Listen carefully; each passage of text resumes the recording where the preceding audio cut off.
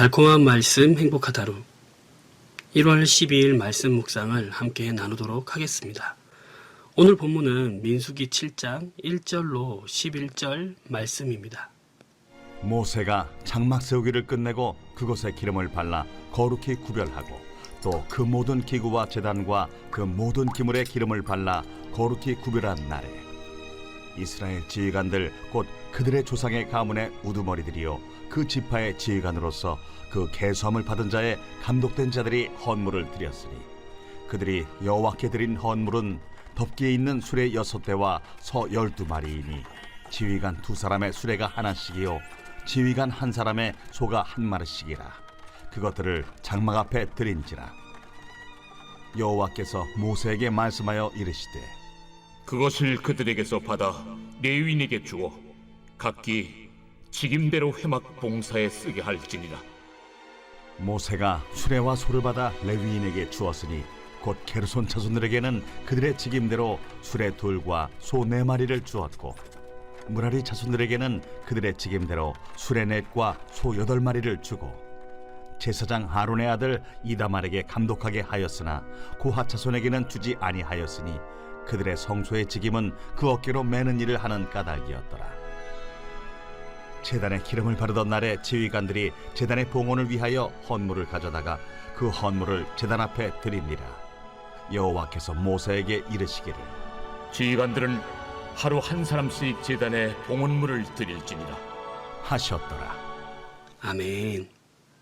민수기 1장 1절을 보시면 이스라엘 자손이 애굽 땅에서 나온 후 둘째 해, 둘째 달, 첫째 날에 라는 말 있죠.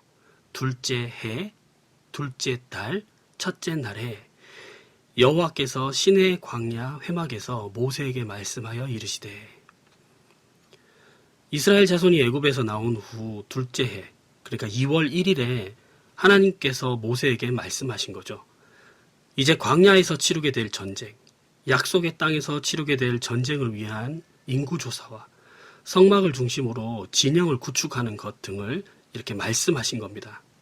그리고는 민수기 10장 11절 둘째 해, 둘째 달, 20날에 구름이 증거의 성막에서 떠오르매 그러니까 20일간의 인구조사와 진영을 정비한 후에 2월 20일 구름이 증거의 성막에 떠올라 출발하게 됩니다.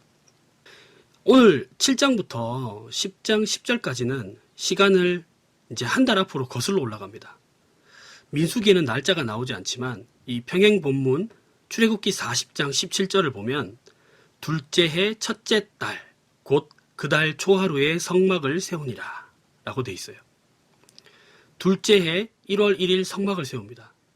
다시 민수기 7장 1절로 와서 그렇게 장막을 세우기를 끝내고 이제 마무리하는 작업이 남았죠. 모세가 장막 세우기를 끝내고 그것에 기름을 발라 거룩히 구별하고 또 그 모든 기구와 제단과 그 모든 기물에 기름을 발라 거룩히 구별한 날에 기름 부음을 통해서 성막과 성막 안의 기구들을 거룩하게 구별하였습니다. 이스라엘 백성의 입장에서 보면 이렇게 하나님을 위해서 구별된 성막이 이스라엘 백성들의 진영 중앙에 위치하여서 하나님의 임재를 경험하게 되죠. 자, 그러면 오늘 살아가는 우리 성도들의 관점에서 본다면 연약하고 무지하고 부족하지만 그리스도의 피로 거룩하게 하시고 하나님을 위하여 구별된 성도가 세상에 있기 때문에 성도들의 삶을 통해 하나님의 임재를 경험하게 되는 거죠. 자, 성막을 완성한 후에 이스라엘의 지도자들은 수레를 끌 황소를 제물로 바칩니다. 모세는 레위 자손 중 성막의 덮개와 줄의 운반을 담당하는 게르손 자손과 성막의 벽이 되는 널빤지와 기둥이 되는 목재를 운반하는 무라리 자손에게 더 많은 수레와 황소를 나누어 줍니다.